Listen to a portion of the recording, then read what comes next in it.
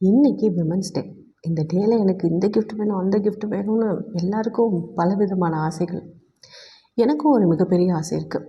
அது என்னென்னா, இந்த உலகத்தில் இருக்க அத்தனை பெண் குழந்தைகளும் பாதுகாப்பான கரங்களால் வளர்க்கப்படணும். அவங்க யாரும் பாலியல் சீண்டலுக்கு ஆளாகக்கூடாது அப்படிங்கிறது என்னோடய மிகப்பெரிய ஆசை.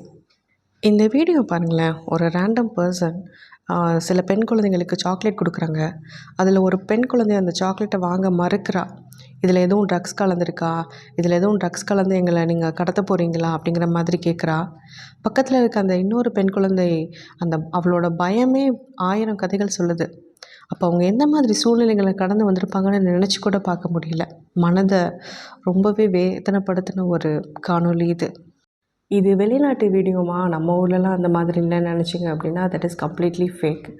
நம்மளோட லோக்கல் நியூஸ் சேனல்ஸ் பார்க்கும்போது 2.5 வயசு குழந்தை 1 வயசு குழந்தைய பாலியல் சீண்டல் பண்ணியிருக்காங்கங்கிற நியூஸை கேட்கும்போது தலையில் இடி விழுந்த மாதிரி இருக்குது. பேரண்ட்ஸ் உங்களுடைய குழந்தைங்கள பசங்களாக இருந்தாலும் சரி, பொண்ணுங்க குழந்தைங்களாக இருந்தாலும் சரி, 2 பேரையுமே பாதுகாக்க வேண்டிய சூழ்நிலைக்கு இப்போ வந்துட்டோம். ஸோ யாரை நம்பியும் உங்கள் குழந்தைகளை அனுப்பாதீங்க, not even a single second. And then ஒரு பெண் குழந்தை வளர்ந்தால் தான் அவள் உமனாகவே வர முடியும் இல்லையா?